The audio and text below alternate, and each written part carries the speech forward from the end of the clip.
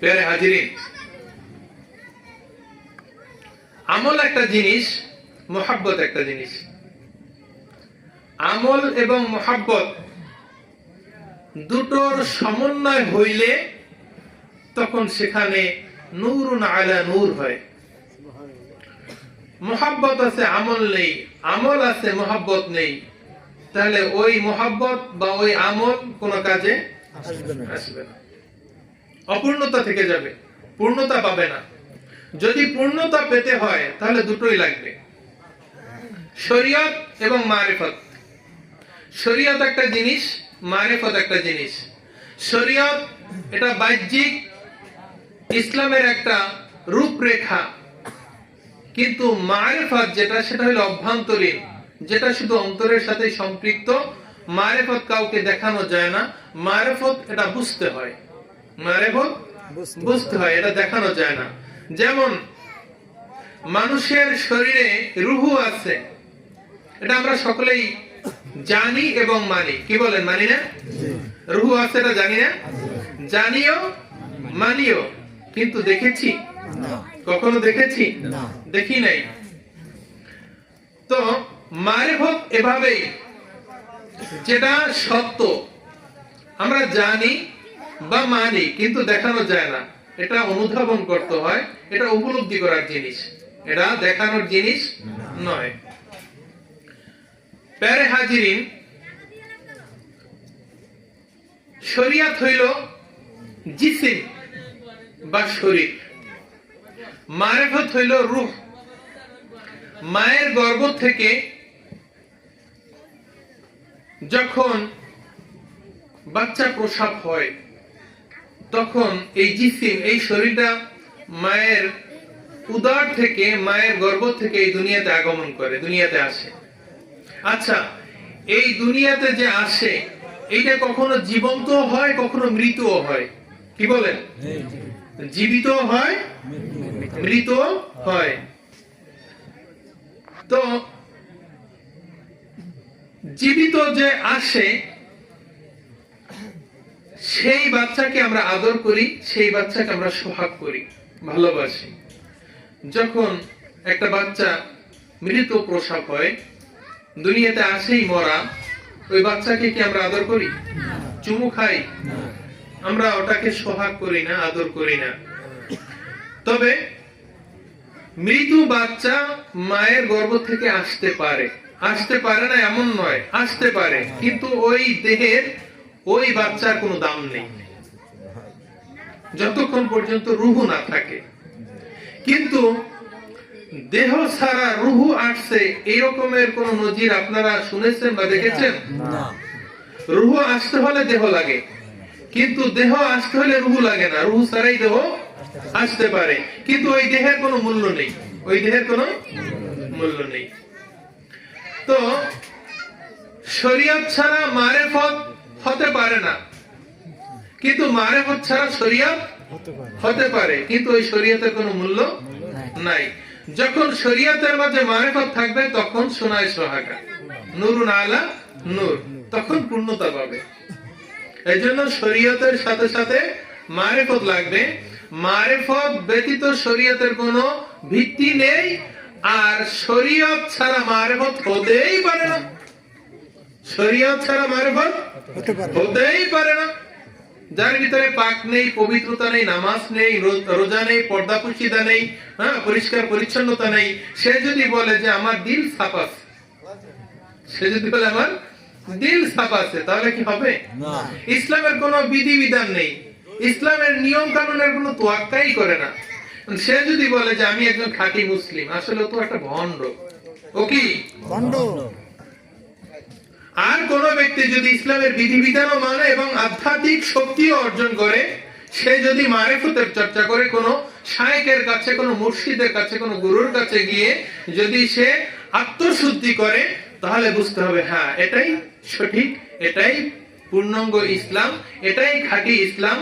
এই খাঁটি ইসলাম, এই শরীয়ত এবং তরিকত, হাকিকত এবং মারিফত মিলাইয়া যারাই চলে, এদেরকেই বলা হয় সুফি। আর এই সুফিবাদই হলো প্রকৃত ইসলাম। সুফিবাদ কি? প্রকৃত ইসলাম।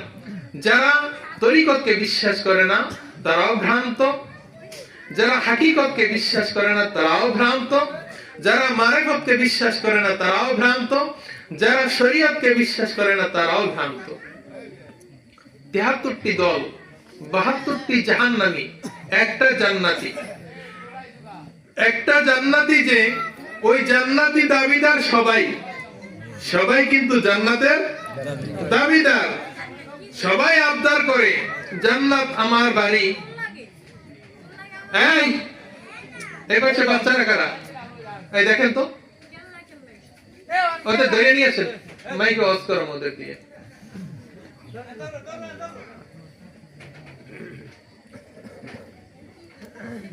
প্যারে হাজিরিন, ৭৩টি দল, একটি জান্নাতি, ৭২টি জাহান্নামী। হাজিরিন, আমি শুরুতেই বলেছিলাম আমল একটা জিনিস, মহব্বত একটা জিনিস। আমল এবং মহব্বত সমন্বয় করতে হবে, আমলের এবং মহব্বতের সমন্বয় করতে হবে, তবেই ওই আমলের মূল্য আছে।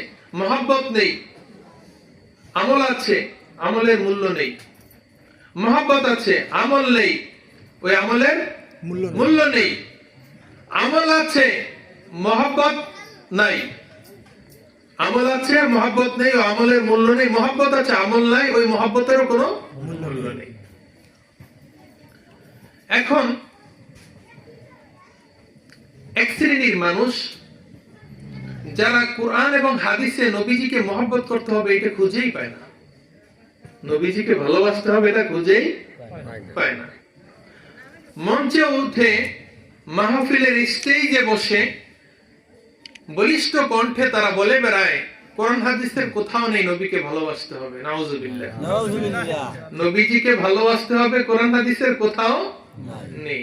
আচ্ছা, কোরআন হাদিসে কোথাও যখন নেই নবীজিকে ভালোবাসতে হবে, তাহলে নবীজির প্রেমে হাজার হাজার সাহাবীরা প্রাণ দিয়েছেন, হাজার হাজার সাহাবীরা ইন্তেকাল করেছেন।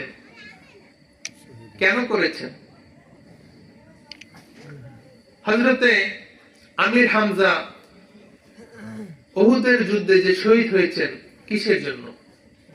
নবীকে ভালোবাসে। আল্লাহকে দেখছিল? আল্লাহর কথা শুনছিল? কিসের কারণে? হানজালা যে বাসর ঘর থেকে দৌড়ে গেছিল, গোসল করারও সময় পায় নাই, কার মহব্বতে? বলেন, আপনারা কথা বলিয়েন, আর যদি কষ্ট হয় তাহলে বন্ধ করে দেব। তারপরে উহুদের ময়দানে যে ৭০ জন সাহাবী শাহাদাত বরণ করেছেন, কার কারণে করেছেন? নবীর কারণে, নবীর মহব্বতে। নবীর মহব্বতে, নবীজির ভালোবাসায় শহীদ হয়েছেন। যদি এই রকমের হইতো যে না নবীজিকে ভালোবাসার প্রয়োজন নেই, তাহলে নবীজি উহুদের ময়দানে থাকতেন নাকি শহীদ হইতেন? আচ্ছা, নবীজিকে কি রকমের ভালোবাসতেন তার উদাহরণ। যখন নবীজি বললেন যে হে আমার সাহাবীরা, তোমরা অমুকে এই জায়গায়, অমুকে এই জায়গায়, অমুকে এই জায়গায় তোমরা অবস্থান নিবে, খবরদার নির্দেশ না আসা পর্যন্ত তোমরা স্থান পরিত্যাগ করবে না। সাহাবীরা যার যার স্টেশনে চলে গিয়েছেন। যখন মক্কা থেকে কাফেরেরা এসে হামলা করলো, আর সাহাবায়ে কেরাম বীর বিক্রমে যখন প্রতিহত করলো, তখন মুসলমানদের তীরের সামনে, তলোয়ারের সামনে ইহুদি খ্রিস্টানেরা আর দাঁড়াইতে পারলো না, তারা ওখান থেকে পলায়ন করলো। সাহাবীরা খুশি হইয়া নবীজির নির্দেশের অপেক্ষা করতে পারে নাই, তারা স্টেশন ত্যাগ করছেন। এই সময়ে ওই ইহুদিরা ওরা উহুদের পাহাড়ের অন্য একটি এলাকা দিয়ে ঘুরে এসে পিছন দিক থেকে আক্রমণ করছেন। যখন আক্রমণ করছেন, অপ্রস্তুত মুসলমান তারা দিক বিদিক ছোটাছুটি শুরু করে দিচ্ছেন, তখনই শহীদ হওয়া শুরু করছেন, তখনই শহীদ হওয়া শুরু করছেন। এর আগে কিন্তু শহীদ হওয়ার কোনো ইতিহাস নেই। শহীদ হওয়ার ইতিহাস কিন্তু যখন তারা রাসূলের হুকুমের আগেই তারা নিজ নিজ স্থান পরিত্যাগ করছেন। তারা মনে করছেন যে আমরা বিজয় হয়ে গেছি, কিন্তু ততক্ষণে বিজয় হয় নাই। প্যারে হাজিরিন, যখন হযরতে আমির হামজা রাদিয়াল্লাহু তাআলা আনহুকে পিছন দিক থেকে বল্লম বা বর্ষা দিয়ে আঘাত করা হলো, পিঠ ফুঁড়ে, কলিজা ফুঁড়ে, বুক দিয়ে বের হয়ে গেছে। হযরতে আমির হামজা পড়ে গিয়েছেন, সুবহানাল্লাহ। ছটফট করে সেখানেই শাহাদাত বরণ করেছেন। হিন্দা, এই ডাইনি মহিলা, তিনি আমির হামজার বুকের উপরে চড়ে বসছেন, বুক চিরে কলিজা বের করে কাঁচা কলিজা চাবাইয়া খাইছে। কত বড় ডাইনি হইলে এমন কাজ করতে পারে? ওই সময় মুহুর্মুহু কাফেরের দলেরা আমার দয়াল নবীজির উপর প্রচন্ড বেগে আক্রমণ শুরু করে দিয়েছে। নবীজি বললেন, ইয়া আলী মাদুকুন। মাওলা আলী বাজ পাখির মতো এসে আমার দয়াল নবীজিকে ওখান থেকে তুলে নিয়ে গেলেন, ঈগলের মতো এসে তাকে তুলে নিয়ে গেলেন। আচ্ছা, যখন সামনে থেকে খাবার নিয়ে যায়, যখন শিকারীর সামনে থেকে শিকারকে নিয়ে যায়, তখন আক্ষেপটা কার উপরে থাকে, রাগটা কার উপরে থাকে? যে নিয়ে যায় তার উপরে থাকে কিনা? মাওলা আলীর প্রতি ইহুদি খ্রিস্টানদের সবচেয়ে বড় টার্গেট এজন্যই, কারণ যতবার হামলা করেছে, যতবার নবীজিকে মারার প্ল্যান করে তাকে মারবে এমন একটা পর্যায়ে চলে গিয়েছে, তখনই মাওলা আলী উপস্থিত। সুবহানাল্লাহ। মক্কায় হিজরতের রাতে ছিল না, নবীজিকে শহীদ করার পরিকল্পনা নিয়ে, হ্যাঁ, যে দারুন নাদওয়া থেকে 40 জন যুবক কুরাইশের বাড়ি ঘেরাও করেছেন, একজন আর গায়ের সাথে আরেকজন, 40 জন যুবক, যে কোনো ভাবেই যেন বের হয়ে যাইতে না পারে। আল্লাহর কুদরতে দয়াল নবীজি সেখান থেকে বের হয়ে গেছেন। রাসূলের মুজিজা, বিছানায় শুয়েছিলেন কে? মাওলা আলী। তাহলে মাওলা আলী দয়াল নবীজিকে সুকৌশলে বের করে দিয়েছেন। উহুদের ময়দান থেকে মাওলা আলী দয়াল নবীজিকে কাফেরদের আক্রমণ থেকে সরাইয়ে নিয়ে গেছেন। এরপরে যখন খায়বরের যুদ্ধ, এই খায়বরের যুদ্ধে বিজয় ছিনিয়ে নিয়ে আসছেন মাওলা আলী। কে নিয়ে আসছেন? মাওলা আলী নিয়ে আসছেন। একজন বীর ছিলেন যার নাম ছিলেন আমর, যিনি 60 জন যুবকের খাবার একসাথে খেতে পারতেন। কয়জন যুবকের? তিনি যেই তলোয়ার দিয়ে যুদ্ধ করতেন, ওই তলোয়ারের ওজন ছিল 3.5 মণ। কত মণ? 3.5 মণ ওজনের তলোয়ার, অনেক লম্বা তলোয়ার। এখান থেকে ওই যে কি রয়েছে খুঁটি, এই খুঁটি পর্যন্ত লম্বা হবে। 3.5 মণ ওজনের, দোনো দিকে ধারালো তলোয়ার। পৃথিবীর কোন পেহলওয়ান, কোন বীর এই আমরের সাথে যুদ্ধ করার সাহস পাইত না। মাওলা আলীর বয়স যখন 13, আমরকে তখন মাওলা আলী শহীদ করেছেন, সুবহানাল্লাহ। হত্যা করেছেন। শহীদ নয়, তাকে কি করছেন? হত্যা করেছেন। সম্মানিত হাজিরিন, মাওলা আলী ইসলামের জন্য যত অবদান রেখেছেন, অন্যান্য সাহাবীদের তুলনায় মাওলা আলীর অবদান অনেক বেশি। কিন্তু তার অবদানকে আমরা বর্ণনা করি না, তার অবদানকে চাপাইয়ে রাখার চেষ্টা করি। কেন করি? কারণ হইল, মাওলা আলীকে চাপাইয়ে রাখতে পারলে ইসলামের অনেক জিনিসকেই চাপাইয়ে রাখা সম্ভব। আর এই চক্রান্তটাই হইল ইহুদিদের, এই চক্রান্তটাই হইল খ্রিস্টানদের। কারণ দয়াল নবীকে মাওলা আলী যেভাবে চেনছে, কোন সাহাবী ওইভাবে চেনে না। অন্যান্য সাহাবীরা দয়াল নবীজিকে যেইভাবে চিনছে, মাওলা আলী ভিন্নভাবে চিনছে। মাওলা আলী যেইভাবে চিনছে, অন্য সাহাবীরা সেইভাবে চিনতে পারে নাই। এই জন্য মাওলা আলীকে নিয়ে যত রাজনীতি ছিল, মাওলা আলীকে দমানোর জন্য যত পরিকল্পনা ছিল, আর এখন পর্যন্ত মাওলা আলীর বংশধর যেথায় যেথায় আছে, বিশ্বব্যাপী তাদেরকে চাপের মুখে রাখে। তার বড় জ্বলন্ত উদাহরণ হলো বাংলাদেশের মাজার ভাঙ্গা। ঠিক, বাংলাদেশের কারণ মাজারপন্থী যারা সবাই আলীকে মহব্বত করে, আলীকে ভালোবাসে, আহলে বাইতের অনুসারী। যেমন খাজা গরিবে নওয়াজ মাওলা আলীর বংশধর, বড় পীর আব্দুল কাদের জিলানী মাওলা আলীর বংশধর, সৈয়দ নাসিরউদ্দিন বাগদাদি জলশ্বরী রহমাতুল্লাহ আলাই মাওলা আলীর বংশধর, শাহ মাকদুম রূপস রহমাতুল্লাহ আলাই যিনি শুয়ে আছেন রাজশাহীতে, গাউসে পাকের বংশধর। তো গাউসে পাক মাওলা আলীর বংশধর, সুতরাং রূপস রহমাতুল্লাহ আলাই যে শাহ মাকদুম রহমাতুল্লাহ আলাই তিনি বড় পীরের এবং মাওলা আলীর বংশধর, এবং তাদের অনুসারী সারা বাংলাদেশ ব্যাপী, সারা ভারতবর্ষ ব্যাপী, সারা বিশ্বব্যাপী। কিন্তু বর্তমানে বাংলাদেশে আইন শৃঙ্খলা অবনতির কারণে মাজারের উপরে যে হামলা করা হয়েছে, টার্গেট করেছে, এর মূল কারণ হলো তারা মাওলা আলীর উত্তরসূরি। ঠিক কিনা বলুন? প্যারে হাজিরিন, আমল একটা জিনিস, মহব্বত একটা জিনিস। যদি দয়াল নবীজির প্রতি মহব্বত না থাকতো, সাহাবীরা ওইখান থেকে পলায়ন করত। কি দরকার আছে জীবন বিলীন করে? কিন্তু নবীজির সামনে ঢাল হয়ে দাঁড়াইছেন। যখন ইহুদিরা তীর নিক্ষেপ করতেছেন, বর্ষা নিক্ষেপ করতেছেন, সাহাবীরা দয়াল নবীজির দিকে পিঠ দিয়ে দাঁড়ায় নাই, বেয়াদবি হবে, এই জন্য দয়াল নবীজির দিকে ফিরে দাঁড়াইছেন। আর তীর পিছন দিক থেকে ঢুকে বুক দিয়ে বের হয়ে আসছেন। তীর যেন বুক দিয়ে বের হয়ে দয়াল নবীজির শরীরে স্পর্শ করতে না পারে, এতটুকু দূরত্ব বজায় রেখে দাঁড়াইছেন।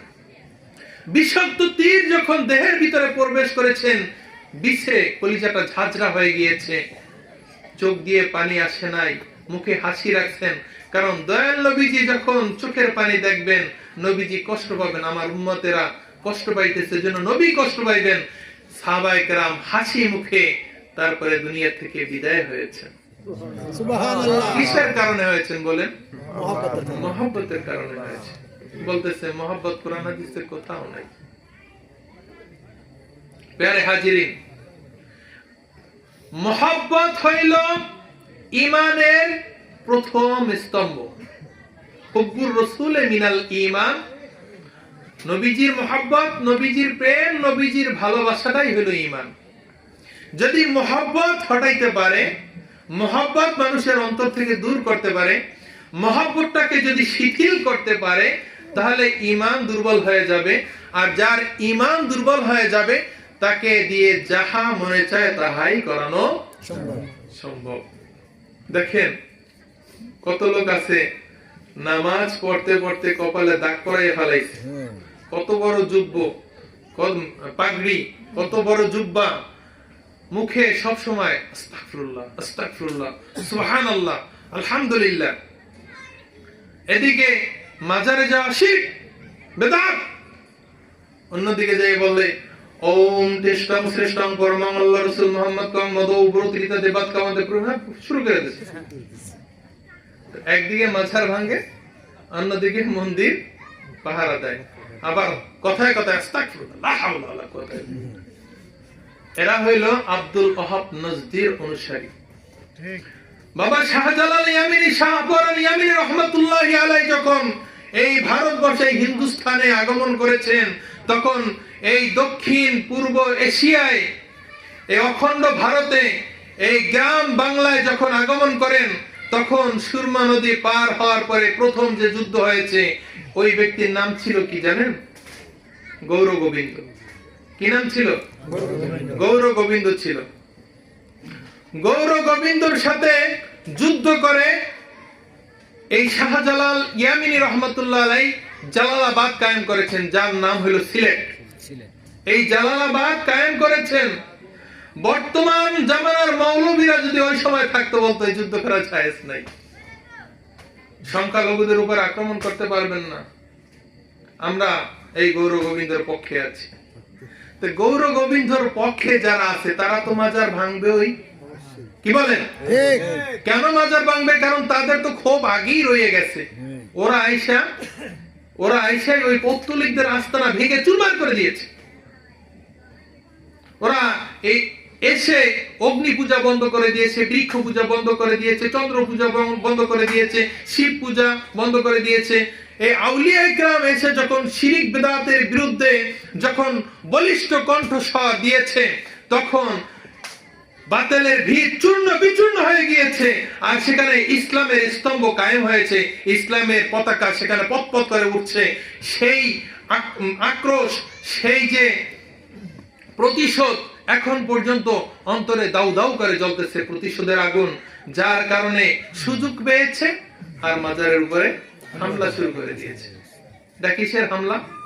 ওই যখন পৃথ্বীরাজ খাজা গরিবে নওয়াজের সাথে যুদ্ধ করেছিল, খাজা গরিবে নওয়াজের হুঙ্কারে যখন পৃথ্বীরাজের মসনদ চূর্ণ বিচূর্ণ হয়ে গিয়েছে, সেই প্রতিশোধ এখন নিতেছে।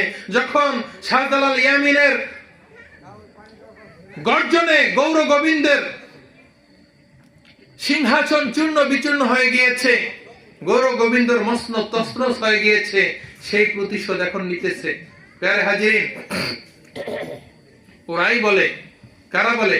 ওরাই বলে যে কোরআন হাদিসের কোথাও নবীজিকে ভালোবাসতে হবে এমন কথা কোথাও নাই। বলতেছেন অনুসরণ করতে হবে, অনুসরণ করতে হবে।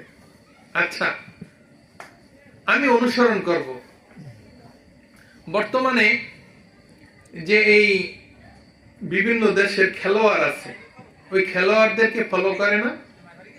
যারা ক্রিকেট খেলায়, ফুটবল খেলায় বা ব্যাডমিন্টন খেলে, ওরা কিন্তু ওই খেলার ক্ষেত্রে যে কোনো একজন প্লেয়ারকে, যে কোনো একজন খেলোয়াড়কে ওরা মাইল ফলক হিসেবে রাখে, একজনের ফ্যান ফলোয়ার হয়ে যায়। তো খেলোয়াড়রা যে কোনো একজন খেলোয়াড়ের ফলোয়ার হয়। ফলোয়ারটা হয় কিসের কারণে? যে ওর খেলাটা খুব ভালো লাগে, ওকে ভালো লাগে। আগে হইলো ভালো লাগা, তারপর হইলো ভালোবাসা, তারপর হইলো অনুসরণ, তারপর কি? অনুসরণ। আগে যদি বলেন যে অনুসরণ করতে হইবে, তো অনুসরণ করতে হইলে যে আগে ভালোবাসতে হয়, এটা কি তোমরা বুঝো না? আচ্ছা, সাম্প্রতিক সময়ে বাংলাদেশের একজন মডেল, একজন তারকাকে নিয়ে পত্র পত্রিকা, ফেসবুকে খুব লেখালেখি চলে। তার নাম কি? শাকিব খান। বর্তমানে সালমান শাহকে নিয়ে খুব লেখালেখি চলতেছে। আচ্ছা, এই সালমান শাহ যখন মারা যায়, তখন বাংলাদেশে কিছু ছেলে মেয়ে, যুবক যুবতী মারা গেছিল না? আত্মহত্যা করছিল কিনা? হ্যাঁ, সুইসাইড করছিল। কতজন করছিল জানেন? সালমান শাহর মামুর একটা সাক্ষাৎকারে দেখছি 46 জনার ঘটনা তাদের কাছে জানা আছে, যে 46 জন ছেলে মেয়ে সালমান শাহ মারা যাওয়ার পরে সুইসাইড করছে। কয়জন? 46 জন। হয়তো আরো বেশ কম হইতে পারে, কিন্তু তাদের কাছে এই 46 জনের স্টেটমেন্ট আছে। আচ্ছা, এখন এই 46 জন যে মারা গেছে, কিসের কারণে মারা গেছে? ভালোবাসে নাকি? ভালোবাসে। তাহলে একজন ব্যক্তিকে ফলো করে, তার কাটিং, তার হেয়ার স্টাইল, তার চলা ফেরা, ওঠা বসা, এগুলো যে ফলো করে, এভাবে চুলের কাটিং দেয় না অনেক সময়, পোশাক পরে, তারপরে জুতা পরে, এগুলো তো পরে দেখা যাচ্ছে যে কোনো একজন ব্যক্তিকে ফলো করে, কিন্তু ফলো করার আগে হইলো কি? ভালোবাসা। তো আমরা টুপি মাথায় দেই, আমরা লম্বা কুর্তা পরি, সুন্নতি পোশাক পরি। কেন পরি? আমরা নবীজিকে দেখি নাই, আমরা নবীজিকে, কিন্তু নবীজির যে ওয়ারিস আছে, ওয়ারাসাতুল আম্বিয়া, তাদেরকে দেখি, তাদেরকে এই সুন্নতি পোশাক পরা দেখি বিদায় আমরা সুন্নতি পোশাক পরি। নবীজিকে দেখি নাই, নবীজিকে মহব্বত করি বিদায় আমরা এই মহব্বতের পোশাকটা পরি। মহব্বত না করলে তো আর আমরা পড়তাম না। মহব্বত না করলে পড়তাম না। তাহলে শুরুতেই হইল কি? মহব্বত। মহব্বত হইল আগে, মহব্বত আগে। মান তাশাব্বাহা বিকওমিন ফাহুয়া মিনহুম। এটা খেয়াল কর। মান তাশাব্বাহা বিকওমিন ফাহুয়া মিনহুম। যার বাংলা ভাবার্থ হইল যার সাথে যার মহব্বত, তার সাথে তার কিয়ামত। যার সাথে যার মহব্বত, তার সাথে তার কিয়ামত। একজন ইহুদি যুবক 7 বছর পর্যন্ত দয়াল নবীজি মসজিদে নববীতে নামাজ পড়ার জন্য প্রবেশ করেন, আর ওই যুবক নবীজির চপ্পল মুবারক, জুতা মুবারক, নালাইন মুবারক বুকের সাথে জড়াই দিয়া মসজিদের বাহিরে দাঁড়াই থাকেন, নবীজি কখন বের হবেন আর কখন তার পায়ের সামনে এই জুতা মুবারক বিছাইয়া দিবেন। একদিন নবীজি বের হইলেন, যুবককে দেখতেছেন না। ঘটনা কি? 7 বছর পর্যন্ত যুবক এত খেদমত করলো, আজকে যুবককে দেখি না, ঘটনা কি? তো এক সাহাবীর কাছে জিজ্ঞাসা করেছেন, সাহাবী বলল, ইয়া রাসূলুল্লাহ, ইয়া হাবিবাল্লাহ, ওই যুবকটি অসুস্থ। আল্লাহ রাসূল তাৎক্ষণিক সেই যুবকের বাড়ি চলে গিয়েছেন। দয়ার নবী, মায়ার নবী, বিশ্ব মানবতার মুক্তির দূত সাইয়েদনা মুহাম্মদুর রাসূলুল্লাহ সাল্লাল্লাহু আলাইহি ওয়াসাল্লাম যখন ইহুদির বাড়িতে প্রবেশ করলেন, ইহুদির বাড়িতে যখন প্রবেশ করলেন, ওই যুবকের বাবা দাঁড়িয়ে গেলেন। নবীজির সম্মানে ইহুদি যুবক দাঁড়িয়ে গেলেন। যুবকের বাবা যখন দাঁড়িয়ে গেলেন, নবীজিকে বসার জন্য বললেন। নবীজি যখন যুবকের শিয়রে বসে মাথার উপরে হাত রেখেছেন, সাথে সাথে হাতটা সরাইয়ে ফেলছেন, সাথে সাথে হাতটা সরাইয়ে ফেলছেন। যুবককে বলতেছে, যুবক আর দেরি করিও না, তুমি পড়ো লা ইলাহা ইল্লাল্লাহু মুহাম্মাদুর রাসূলুল্লাহ সাল্লাল্লাহু আলাইহি ওয়াসাল্লাম। যুবক বাবার দিকে তাকাচ্ছেন, বাবার দিকে তাকাচ্ছেন, বাবাও বুঝতে বাকি রইল না। এবার বাবা বললেন, তুমি আর দেরি করিও না। নবী যখন বলেছে তুমি পড়ে নাও লা ইলাহা ইল্লাল্লাহু মুহাম্মাদুর রাসূলুল্লাহ সাল্লাল্লাহু আলাইহি ওয়াসাল্লাম, পড়তে দেরি জান কবজ হতে আর দেরি হইল না। দেহ থেকে প্রাণ বায়ু উড়ে চলে গিয়েছে। সাহাবারা আরজ করলেন, ইয়া রাসূলুল্লাহ, ইয়া হাবিবাল্লাহ, যুবকের মাথায় যখন আপনি হাত রেখেছেন, দ্রুত গতিতে হাত ছড়ানোর কারণ কি? দয়ার নবী, মায়ার নবী, দুজাহানের কান্ডারি রাহমাতুল লিল আলামিন বললেন, ও আমার সাহাবীরা রে, আমি আসার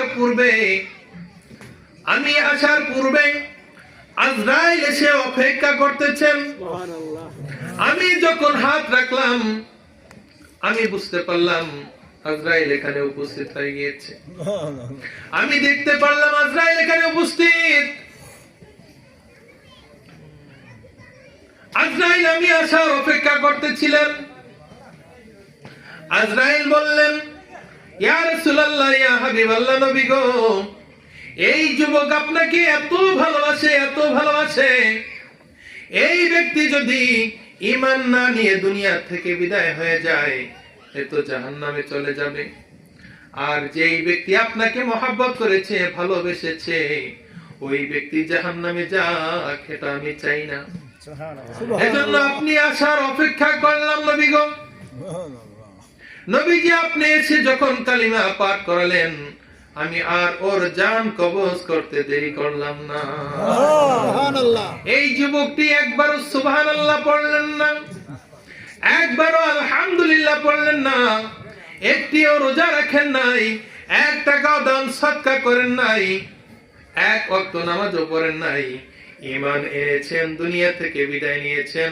আল্লাহ রাসূল বললেন, তোমরা যদি জান্নাতি মানুষ দেখতে চাও, তাহলে এই যুবককে দেখে না। 1 ওয়াক্ত নামাজও পড়ে নাই, রোজাও রাখে নাই, দান সদকাও করে নাই, সুবহানাল্লাহ পড়ে নাই, আলহামদুলিল্লাহ পড়ে নাই, শুধু নবীজিকে ভালোবাসতেন আর আমল করেছেন কি? লা ইলাহা ইল্লাল্লাহু মুহাম্মাদুর রাসূলুল্লাহ। কোন ব্যক্তি যদি ঈমানের সাথে, ইখলাসের সাথে এই কালিমাটা পাঠ করবে, আল্লাহ রাসূল সাল্লাল্লাহু আলাইহি ওয়াসাল্লাম বলেন, ওই ব্যক্তি যদি 80 বছরের বৃদ্ধ হয়ে থাকে, কাফটা কাফের হয়ে থাকে, আল্লাহ রাব্বুল আলামিন তার পিছনের জীবনের সমস্ত গুনাহ খাতা maaf করে দেন। এই কালিমা যে পড়িবে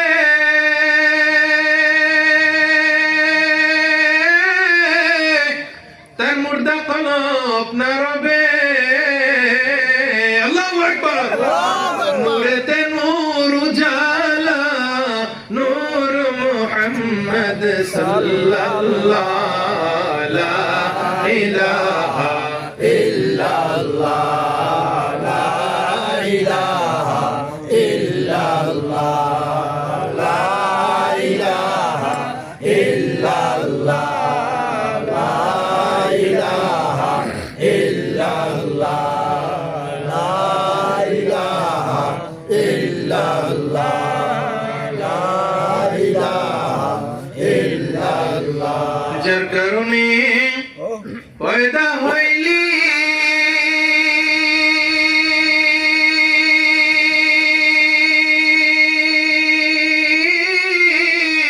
ও মন তারে কেন ভুলে রইলি,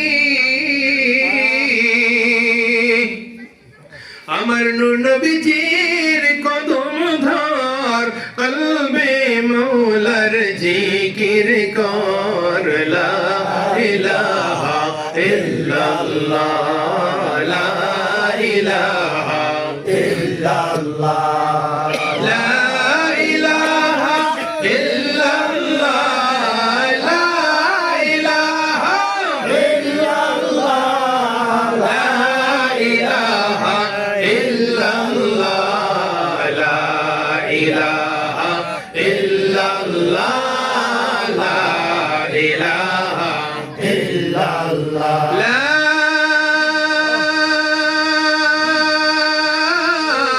ইলাহা ইল্লাল্লাহ মুহাম্মাদুর রাসূলুল্লাহ সাল্লাল্লাহু আলাইহি ওয়াসাল্লাম।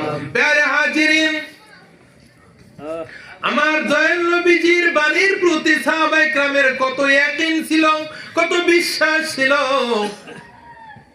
মাওলা আলীকে খবর দিয়েছেন, আলী রে আজকে বুঝি আমার রক্ষা নেই, আমার হিজরত করতে হবে। ওহী আসছেন সকালের দিকে, নবী গো রাতে দারুন নদওয়ায় বসে মিটিং হয়েছে, সেখানে আইন পাস হয়েছে আপনাকে হত্যা করার জন্য। তারা পরিকল্পনা করছে যেই রাইতে পরের দিন সকালে দয়াল নবীজির কাছে আল্লাহ রাব্বুল আলামিন ওহী পাঠিয়ে দিয়েছেন। জিবরাইল বলছেন, ইয়া রাসূলুল্লাহ, ইয়া হাবিবাল্লাহ, আপনার হিজরত করতে হবে। ওহী পাওয়ার সঙ্গে সঙ্গে মাওলা আলীকে খবর দিলেন। ওহী আসার সঙ্গে সঙ্গেই আবু বকরকে খবর দিলেন, আবু বকর আজকে যেতে হবে। আলী তুমি এসো, কথা আছে। যখন পশ্চিম দিগন্তে সূর্য অস্ত চলে গিয়েছে, বাড়ির চতুর্পাশে কুরাইশের 40 জন দক্ষ তীরন্দাজ যুবক দাঁড়িয়ে গিয়েছেন। ওই সংসদে এই আইনও পাস হয়েছে, যার কাছ দিয়ে নবী মুহাম্মদ সাল্লাল্লাহু আলাইহি ওয়াসাল্লাম যাবে তাকে কতল করা হবে। এজন্য সবাই সতর্ক অবস্থানে আছেন। মাওলা আলী সন্ধ্যার আগে দয়াল নবীজির গৃহে প্রবেশ করেছেন। গৃহে মাত্র 2 জন ব্যক্তি, মুসলমানের নবী মহানবী আর মাওলা আলী 2 জন। মাওলা আলীকে বললেন, হে আলী, আমার একজন আমিন লাগবে, আমার কাছে কাফেরদের আমানতের মাল রয়েছে, সম্পদ রয়েছে। আলী বললেন, ইয়া রাসূলুল্লাহ, আমি আছি। আবার বললেন, আমার একজন ওয়ারিশ লাগবে, আমি যে এখান থেকে চলে যাব আমার এই ঘর পাহারা দেওয়ার জন্য এখানে একজন ওয়ারিশের দরকার। বলতেছে ইয়া রাসূলুল্লাহ আমি আছি। বললেন আমার একজন ওয়াসি লাগবে, মানে আমি কিছু ওসিয়াত করে যাব, এই ওসিয়াত গুলো আমার সাহাবীদের কাছে পৌঁছতে হবে। বলতেছি ইয়া রাসূলুল্লাহ আমি আছি। বলতেছে আমার একজন শহীদ লাগবে, আমি যাওয়ার পরে আমার পরিবর্তে ওরা শহীদ করতে পারে, এজন্য একজন শহীদ লাগবে।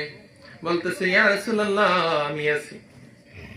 মানুষ হইলেন একজন, দায়িত্ব নিয়েছেন কয়টি? চারটি দায়িত্ব নিয়েছেন আল্লাহর নির্দেশে। আমার দয়ার নবীজি গৃহ থেকে চলে গিয়েছেন। আবু বকর লাব্বাইক ইয়া রাসূলুল্লাহ, হে আবু বকর তুমি কি ঘুমাওনি?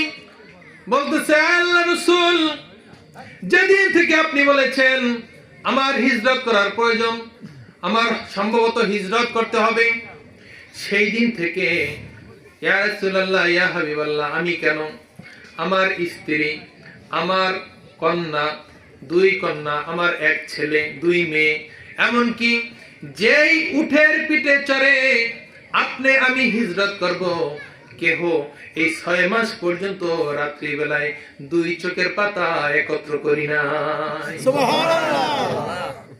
আচ্ছা এটা কি ভালোবাসা না? জি। কোরআন হাদিসে কি আবার বলা লাগবে ভালোবাসার কথা? আচ্ছা আমি ওই দিকে যাই না, আমি মাওলা আলীর প্রসঙ্গটা টেনে নিয়ে আসি। যখন রাত্র গভীর হয়ে গিয়েছে, নবীজি গৃহ থেকে বের হয়ে গিয়েছে, ইবলিস বলতেছে এই তোরা দাঁড়াইয়া কিসের পাহারা দিচ্ছ? যার জন্য তোমরা পাহারা দিচ্ছ সে তো চলে গিয়েছে। বলে কি চলে গিয়েছে? এই চল চল। গৃহের ভিতরে প্রবেশ করলেন। গৃহের ভিতরে যখন প্রবেশ করলেন দেখলেন চাদর মুড়ো দিয়ে একজন ব্যক্তি শোয়া আছে। তারা চিন্তা মুক্ত হইল, পেরেশান মুক্ত হইল, যাক তাহলে তো আছে। কেউ বললেন এখনই কোপ মেরে দ্বিখণ্ডিত করা হোক, আবার কেউ বললেন কাপুরুষের মতো কেন মারবো, এ আমাদের ধর্মের মুখে চুন কালি মেখেছে, একে এত সহজে মারবো না, একে তিলে তিলে কষ্ট দিয়ে তারপরে মেরে ফেলবো। যখন চাদর সরালেন, চাদর সরানোর পর দেখলেন না না এ তো মুসলমানদের নবী নয়, এ তো শুয়ে আছে মাওলা আলী। আলী তুমি এখানে? বলতেছে হ্যাঁ আমি এখানে। নবী কোথায়? নবী কোথায় তোমরা খুঁজে দেখো, নবী কোথায়? আমি কি বলতে পারি নবী কোথায়? তোমাকে যদি আমরা মেরে ফেলতাম? বলতেছে তোমরা কেন, এই পৃথিবীর যত যোদ্ধা আছে, যত মানুষ আছে, তারাও আমাকে মারতে পারবে না। আলী এত বড় কথা তুমি কিসের ভিত্তিতে বললে?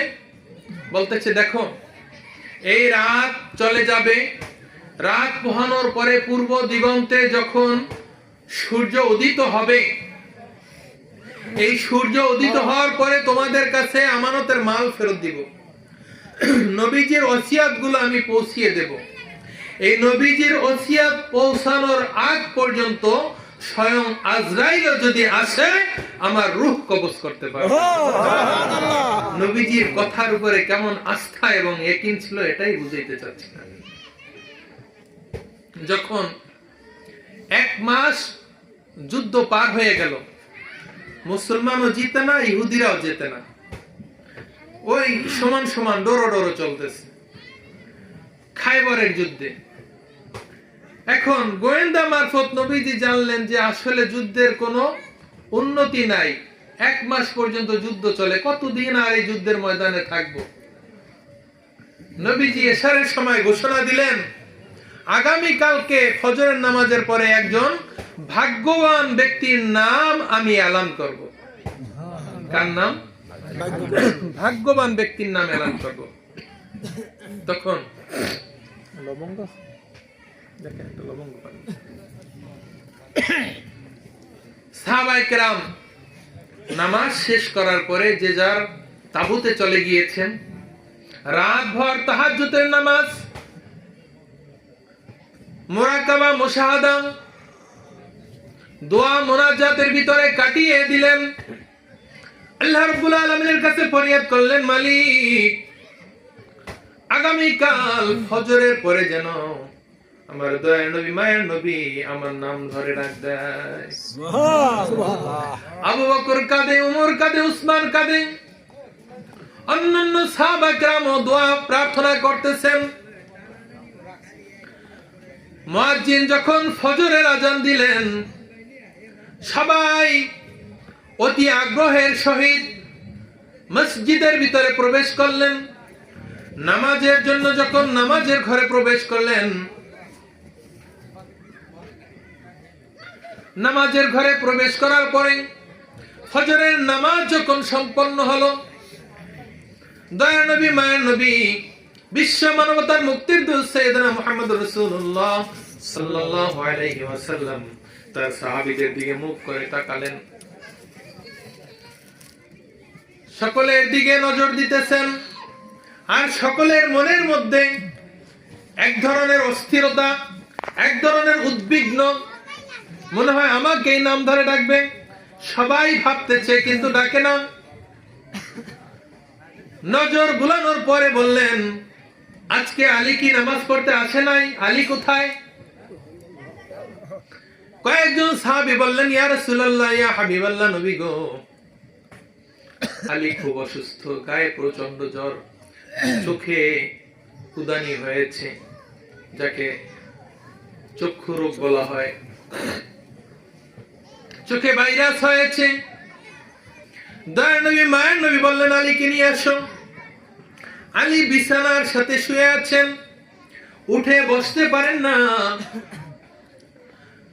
দুইজন সাহাবী গিয়ে মাওলা আলীকে ধরে বসালেন। ওই দুইজন সাহাবীর কাঁধে ভর করে মাওলা আলী দয়ার নবীজির সম্মুখে উপস্থিত হলেন। যখন মাওলা আলী দয়ার নবীজির সম্মুখে উপস্থিত হয়েছেন, আলী রে, আপনি কি খুব অসুস্থ? বলতেছে, ইয়া রাসূলুল্লাহ, ইয়া হাবিবাল্লাহ, খুব অসুস্থ, ঠিক মতন হাঁটতেও পারি না, বসতে পারি না। দয়ার নবী মায়ের নবী একটি মুসা দিয়েছেন। মুসা দেওয়ার সাথে সাথে মাওলা আলীর জ্বর শেষ। মুসা দেওয়ার সাথে সাথে মাওলা আলীর জ্বর শেষ হয়ে গিয়েছে। বলতেছি, ইয়া রাসূলুল্লাহ, ইয়া হাবিবাল্লাহ, আমার চোখে তো ভাইরাস। দয়ার নবী মায়ের নবী চোখে একটু লালা ছিটাইয়া দিলেন, সাথে সাথে চোখের ব্যথাও ভালো হয়ে গিয়েছে।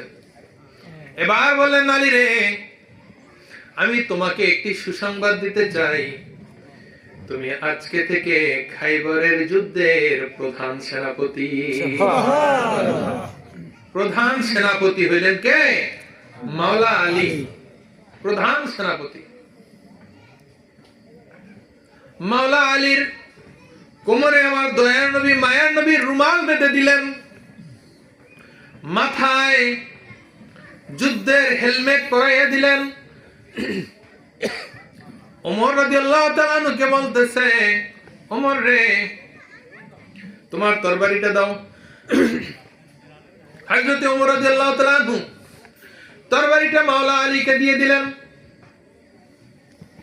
দয়াল নবীজির কাছে যখন তরবারিখানা দিলেন, দয়াল নবী মায়ের নবী তরবারিটা হাতে লাগাইয়া মাওলা আলীর কাছে দিলেন। আলী রে, যাও, তুমি যুদ্ধ করো। মৃত্যু ব্যতীত এই যুদ্ধে বিজয় হওয়া ব্যতীত আজরাইল যদি এখানে আসে, তোমার জান কবজ করতে পারবে না। সুবহানাল্লাহ। মাওলা আলী দয়াল নবীজির দরবার থেকে যখন যুদ্ধের ময়দানে চলে গেলেন, গর্জন দিয়েছে, কে কোথায় আছো? কে আছো জাহান্নামে যেতে চাও? কে আছো দুনিয়ার মায়া ত্যাগ করে জাহান্নামে চলে যেতে চাও, জাহান্নামের বাসিন্দা হতে চাও? আমার সম্মুখে চলে আসো। যখন খাইবরের যুদ্ধের ইহুদিদের সেনাপতি বের হয়ে আসলেন, ঘোষণা দিলেন, আলী, তোমাকে আমি স্নেহ করি, ভালোবাসি, এই জন্য যে তুমি কুরাইশি, কিন্তু তুমি এটা মনে করিও না যে আমি দুর্বল, কিন্তু আমি তোমাকে স্নেহ করি। তুমি যদি তোমার জানকে মহব্বত করে থাকো, তুমি যদি তোমার নিজেকে মহব্বত করে থাকো, ভালোবেসে থাকো, তুমি এখান থেকে চলে যাও। মাওলা আলী বলেন, আমি এখানে চলে যাওয়ার জন্য আসি নাই, আমি এখানে আসছি আমার দয়া নবী মায়া নবীর নির্দেশ মান্য করার জন্য। আমি এখান থেকে যাব না। তাহলে তুমি কি করতে চাও? বলে, আমি আজকে যুদ্ধ করব, মোকাবেলা করব। মোকাবেলা করবা, ঠিক আছে, তাহলে শুরু করে দাও। মাওলা আলী বলেন, মুসলমানরা কখনোই সর্বপ্রথম অমুসলিমদের উপরে আক্রমণ করে না, এটা মুসলমানদের সবচেয়ে বড় গুণ। তুমি সর্বপ্রথম আক্রমণ করো। যখন মারহাব বা মুরাহাব আক্রমণ শুরু করে দিলেন, মাওলা আলী শুধু প্রতিহত করেন, পাল্টা আক্রমণ করেন না। আক্রমণ করতে করতে করতে করতে একটা বেলা চলে গিয়েছে, মাওলা আলীকে পরাস্ত করতে পারলেন না। মারহাব ক্লান্ত শ্রান্ত হয়ে গিয়েছেন। মাওলা আলীকে বললেন, এবার তুমি আক্রমণ করো। মাওলা আলী যখন তরবারিটা জাগাইয়া আঘাত করলেন, আঘাত করার সাথে সাথে ওই মারহাবের লোহার যে টুপি ছিল, সেই টুপি দ্বিখণ্ডিত হয়ে, মাথা দ্বিখণ্ডিত হয়ে, পুরো বডি দ্বিখণ্ডিত হয়ে দুই পাশে দুইটা অংশ পড়ে গিয়েছে। সুবহানাল্লাহ। আঘাত করছেন মাত্র একটা। কয়টা করছেন? একটা। আর এক দুপুর পর্যন্ত চেষ্টা করছে মাওলা আলীকে ঘায়েল করার জন্য। মাওলা আলী শুধু প্রতিহত করছেন, পাল্টা আক্রমণ করেন। মাওলা আলীর ইয়াকিন কি ছিল? যে আজরাইল যদি আসে, রূহ কবজ করার ক্ষমতা নাই। প্যার হাজির। তো রাসূলের প্রতি সাহাবাদের ইয়াকিন, ভালোবাসা কেমন ছিল? উহুদের ময়দানে তীরের আঘাতে আমার দয়া নবীর দুইটা দন্ত মোবারক শহীদ হয়ে গিয়েছে। মাথায় বর্ষার আঘাতে মাথা ফেটে গিয়েছে। রাসূল অজ্ঞান। কাফেররা তো উল্লাস করতেছে, কাফেররা উল্লাস করতেছে, মুহাম্মদ শেষ, মুসলমানদের নবী শেষ, এই ধর্ম এখানেই শেষ। মদিনার অলিতে গলিতে আনন্দ উল্লাস, আনন্দ মিছিল, মিষ্টি বিতরণ, খেজুর বিতরণ চলতেছে, নবীজি নাই। এই খবর যখন এক সাহাবীর স্ত্রী শুনলো, উনি ঘর থেকে বের হয়ে আসছেন। এক ইহুদি বলল যে, তোমার স্বামী তো যুদ্ধে মারা গেছে। আমার স্বামী মারা গেছে, আলহামদুলিল্লাহ, ওটা শোনার দরকার নাই, সে শহীদ হয়ে গিয়েছে, জান্নাতে চলে গিয়েছে।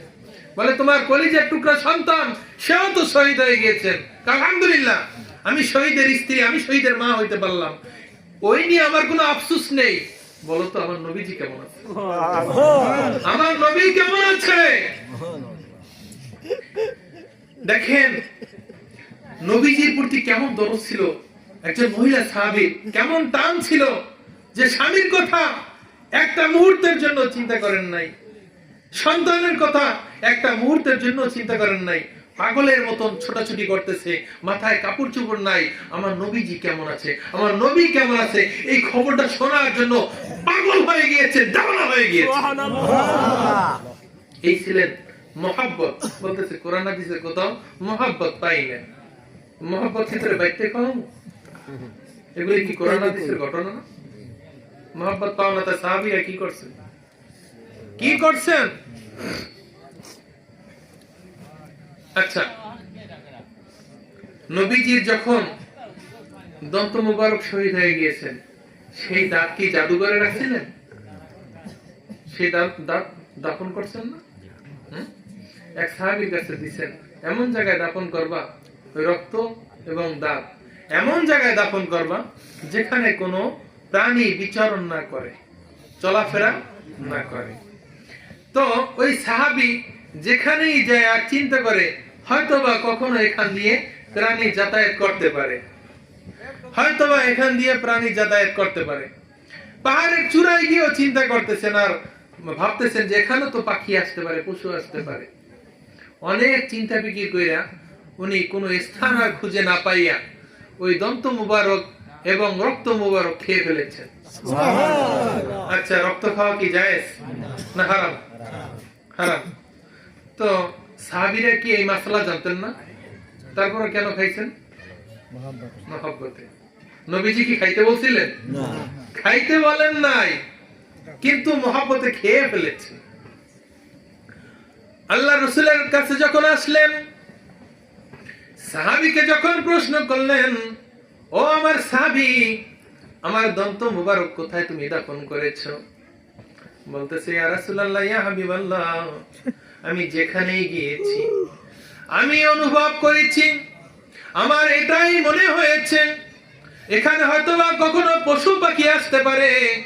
নবী গো, ও দয়ার নবী, মায়ার নবী, আমি এই চিন্তা ভাবনা করে রক্ত মুবারক এবং দন্ত মুবারক আমি গিলে খেয়ে ফেলেছি।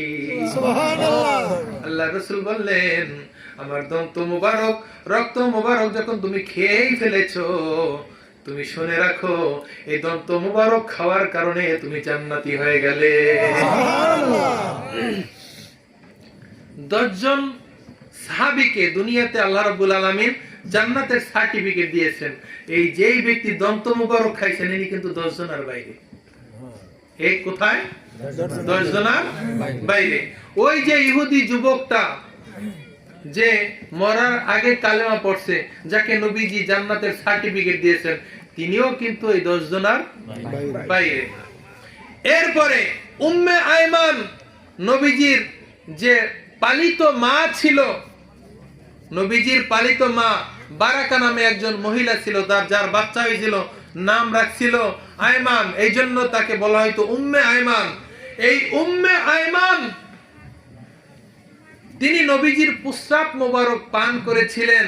এই পুস্রাব মোবারক পান করার কারণে তিনি জান্নাতি হয়ে গিয়েছেন। সুবহানাল্লাহ। জীবনে যতদিন বেঁচে ছিলেন, মদিনার অলিগলি যেখান দিয়েই তিনি হাঁটতেন, তার শরীর থেকে মিশকে আম্বরের খুশবু বের হতেন। সুবহানাল্লাহ। তিনি চলে গেলে মদিনার মানুষ বলতে পারতেন, এখান থেকে উম্মে আয়মান গিয়েছেন। সুবহানাল্লাহ। কিসের কারণে? নবীজির পুস্রাব মোবারক পান করার কারণে। নবীজির পুস্রাব মোবারক পান করেছেন, নবীজিকে মহব্বত করেছেন, ভালোবেসেছেন। আরে একজন মহিলা সাহাবী 6 মাসের শিশু বাচ্চা নিয়ে আসেন।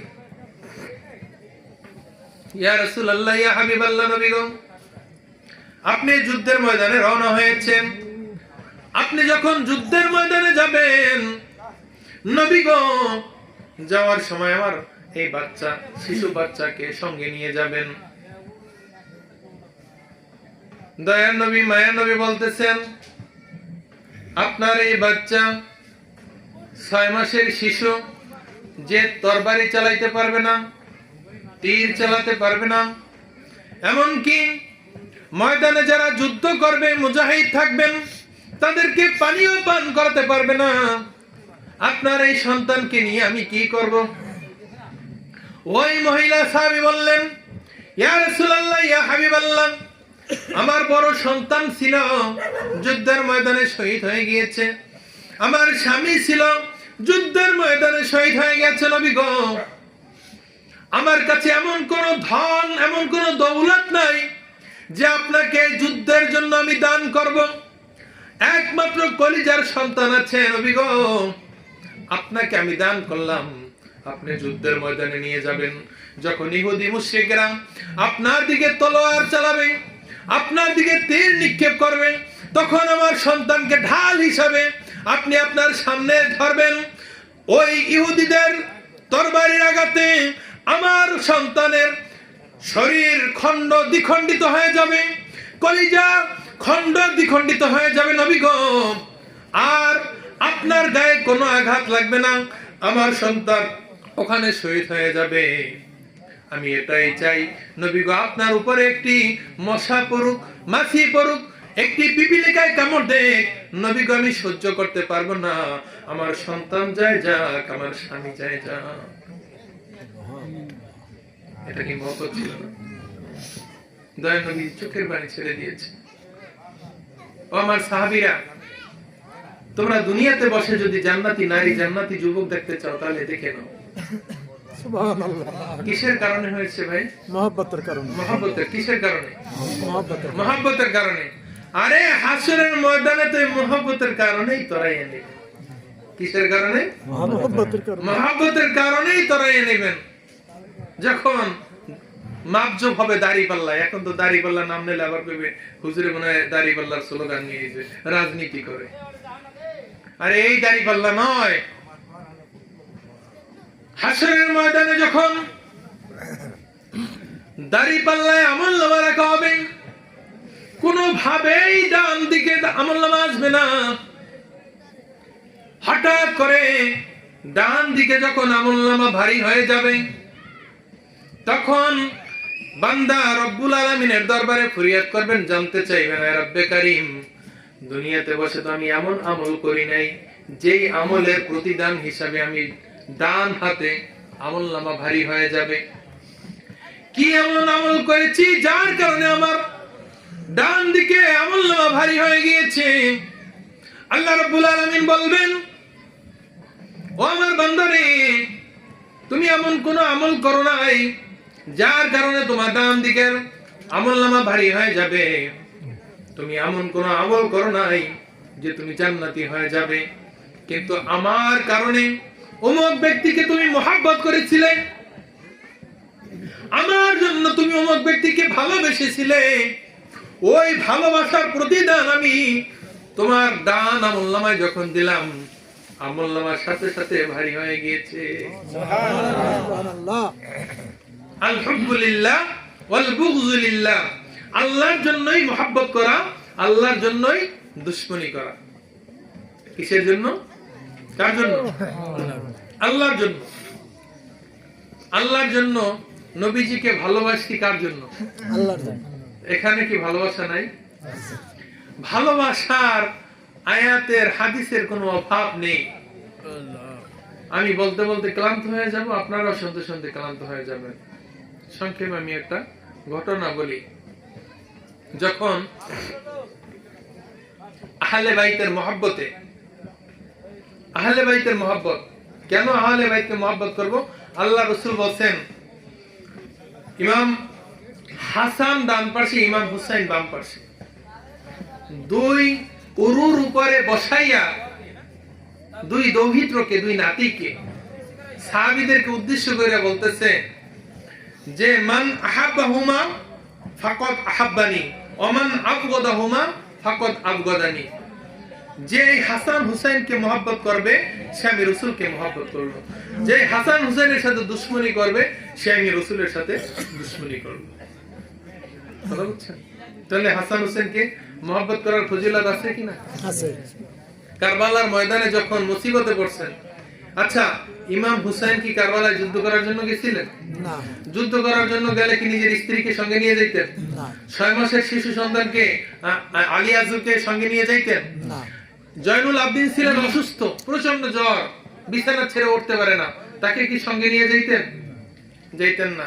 সেখানে আহলে বাইতের মহিলাদেরকে নিয়ে গেছেন, নারী শিশুদেরকে নিয়ে গেছেন, এবং ইয়াজিদি পক্ষে ছিল 30,000 আর ইমাম হুসাইনের সাথে ছিল 80 জন, শহীদ হয়েছে 72 জন।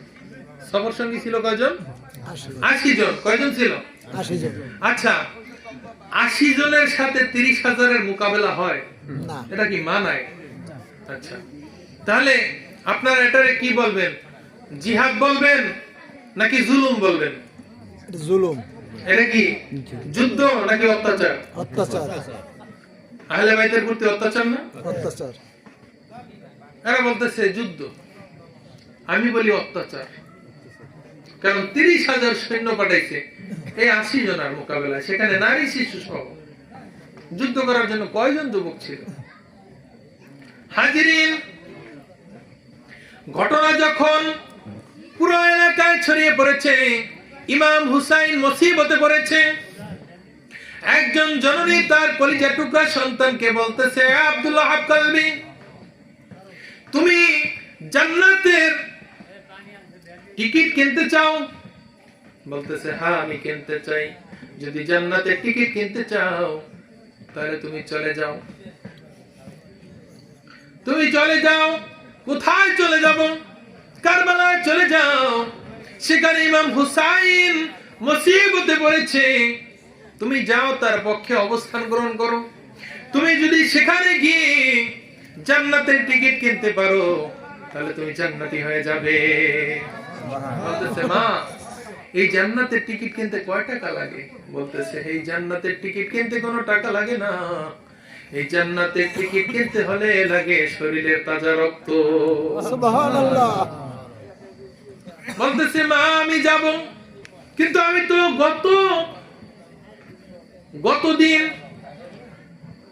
গতকালকে বিবাহ করেছি। আজকে বাসর রাত। এই বাসর রাতে আমি স্ত্রীর থেকে বিদায় নিব। আমার তো স্ত্রীর থেকে বিদায় নিতে হবে। স্ত্রীর কাছে যখন বিদায় চেয়েছেন, স্ত্রী বলল, ওগো আমার প্রাণের স্বামী, আমি আপনাকে বিদায় দিতে পারি, কিন্তু শর্ত আছে। কি শর্ত? আপনি যখন জিহাদের ময়দানে যাবেন, কারবালায় যাবেন, আমিও আপনার সঙ্গে যেতে চাই। বলতেছে, মহিলারা কেন এই যুদ্ধের ময়দানে যাবে? আমি যদি শহীদ হয়ে যাই তাহলে তুমি সুন্দর দেখে, ভালো দেখে একটি বিবাহ করে নিবে। বলতেছে, গো আমার প্রাণের স্বামী, বিবাহ তো একবারই হয়। আমি তো বিবাহের স্বাদ উপলব্ধি করেছি, বিবাহের কি স্বাদ আমি গ্রহণ করেছি। স্বামী গো, আপনি যদি শহীদ হয়ে যান আমার কোনো আফসোস নাই। আমি সারা জীবন আপনার স্মৃতি ধরে বেঁচে থাকবো। সুবহানাল্লাহ। শর্ত হলো আমাকে ইমাম হুসাইনের সাথে কথা বলাতে হবে। তার শর্তকে মেনে নিলেন। মায়ের কাছ থেকে বিদায় নিয়ে স্বামী স্ত্রী দুজনে কারবালার দিকে রওনা হলেন। যখন কারবালার ময়দানে উপস্থিত হলেন, ইমাম হুসাইন রাদিয়াল্লাহু তাআলা আনহুর সাথে সাক্ষাৎ করলেন এবং আব্দুল ওয়াহাব কালবি বললেন, ও গো ইমাম, আমার আহলিয়া আপনার সাথে কিছু কথা বলতে চায়। ইমাম হুসাইন বললেন, কি বলবেন? পর্দার আড়ালে বসে ইমাম হুসাইন আব্দুল ওয়াহাব কালবির আহলিয়ার থেকে কথা শুনলেন।